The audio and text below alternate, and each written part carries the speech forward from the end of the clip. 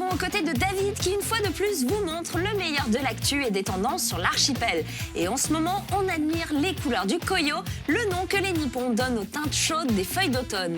Une mise en bouche qui vous prépare à la suite du menu avec les dernières news de la rédac. On regarde.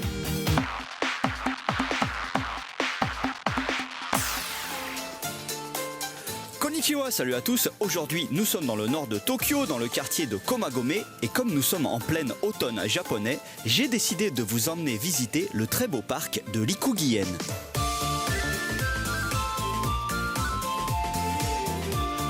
Alors ce parc a été terminé en l'an 1702, c'est donc un jardin tout à fait typique de la période Edo qui s'étale de 1603 à 1867 et en gros le nom Rikugien signifie le jardin des 6 éléments de la poésie car il est censé évoquer les principaux aspects de la poésie japonaise waka et vous allez voir qu'il mérite tout à fait ce nom car il est splendide.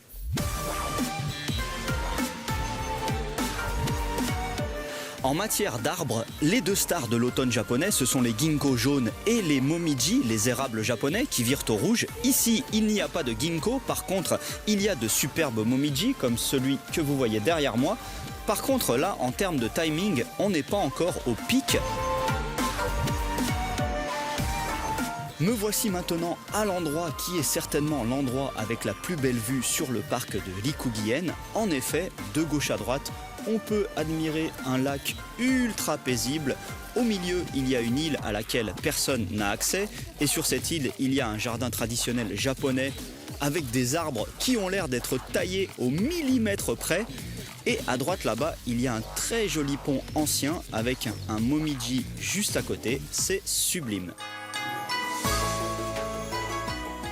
Et à Rikugien, il y a un arbre que l'on trouve moins souvent dans les autres parcs et qui au moment de l'automne prend une couleur rouge incroyable.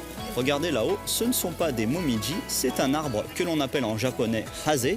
On le reconnaît facilement grâce à la forme de ses feuilles. Ce sont des feuilles allongées, pas du tout comme les feuilles du momiji qui sont multilobes écrantées. Et pour info, sachez qu'à partir des fruits du hase, on peut fabriquer des bougies traditionnelles japonaises. Ce que j'adore aussi à Rikugien, c'est que ça n'est pas plat du tout. Et là, je me trouve au sommet de la plus haute colline, à partir de laquelle on peut observer une très grande partie du parc.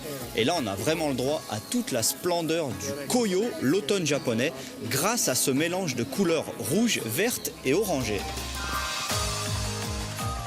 Voilà, et si vous avez froid ou que vous êtes fatigué, il y a même une très jolie petite maison de thé traditionnelle pour admirer le Koyo tranquillement.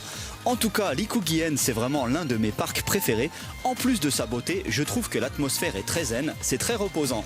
Allez, à plus, ja, ne.